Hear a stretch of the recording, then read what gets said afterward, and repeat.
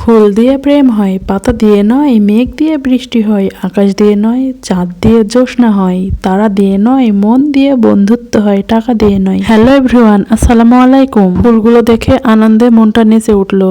কি যে ভালো লাগছে, হরেক রকমের ফুল ফুটেছে।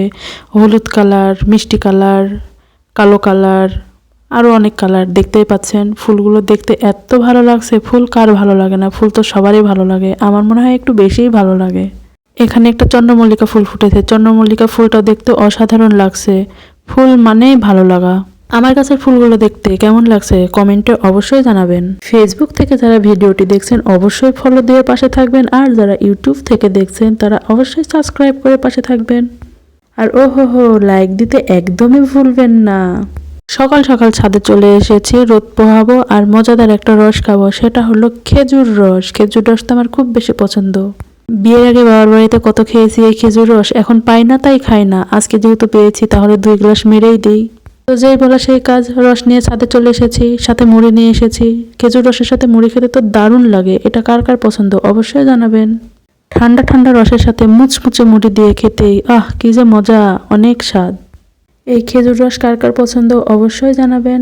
আর এদিক দিয়ে দেখেন এই ক্যাকটাস গাছগুলোতে বাচ্চাও দিয়েছে। আমি দেখেই তো অবাক, সুন্দর 2টা বাচ্চা বের হয়েছে। তো অনেকগুলোই এই যে পাথরকুচিতে কলি আসছে। আর এখানে এই যে আমার শাশুড়ি বড়ি দিয়েছে, দিয়ে শুকাতে দিয়েছে, কত সুন্দর লাগছে দেখতে। দেখেন এগুলো হলো কুমড়া বড়ি। শীতকালে তো উত্তরবঙ্গের মানুষের এই কুমড়া বড়ি ছাড়া চলেই না। শীতের সবজি দিয়ে কুমড়া বড়ি খেতে তো দারুণ মজা। যারা খেয়েছেন তার স্বাদ শুধু তারাই জানেন, আর যারা খাননি তারা খাবেন আর অবশ্যই মজা নেবেন, বুঝতে পারবেন কেমন মজা লাগে। আমি অনেক বগর বগর করেছি। বগর বগর করতে করতে দেখে দুপুরে রান্নার সময় হয়ে গেছে, তাই দুপুরে রান্না করতে চলে আসলাম।